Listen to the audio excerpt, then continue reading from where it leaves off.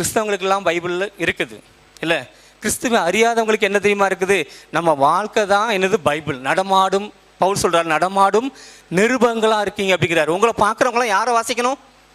வேத வசனத்தை வாசிக்கணும். அது மூலமாக யாரை புரிஞ்சுக்கணும்? இயேசு கிறிஸ்துவை புரிஞ்சுக்கணும். இன்றைக்கி அப்படி எத்தனை பேர், எப்பா உன்னைய பார்த்தா ஏசாமியே இருக்குது மாதிரியே இருக்குது. யாராவது சொல்லியிருக்காங்களா? நீங்கள் பேசுனது ஏசாமியே நேருக்கு வந்து பேசுன மாதிரி இருக்குது. யாருக்கா சொல்லியிருக்காங்களா? ஆண்டவர் அப்படிப்பட்டவர்களை தேடுறார். சீஷர்கள் நினைச்சோன்னா இயேசு கிறிஸ்துவை போல பிரதிபலிக்கிறவங்க. பேதுருவை வந்து அந்த வேலைக்கார அம்மா அல்லது 2 பேர் கேட்டாங்க பார்த்தீங்களா, எப்பா நீயும் அவர்களில் அவரே மாதிரி இருக்கப்பா, உன் வார்த்தை உன் நடக்க எல்லாம் யாரையும் இருக்கு, நீனும் அந்த இயேசு கிறிஸ்து கூட்டத்தில் இருந்தவன் தான் அப்படின்னா இவன் என்ன பண்ணிட்டான்? நம்மளும் அப்படி தான் மறுதளிச்சுட்டு இருக்கோம். ஆனால் சொல்லலை. பேதுரு மாதிரி வாய் திறந்து சொல்லலை. வாழ்க்கையில் எப்படி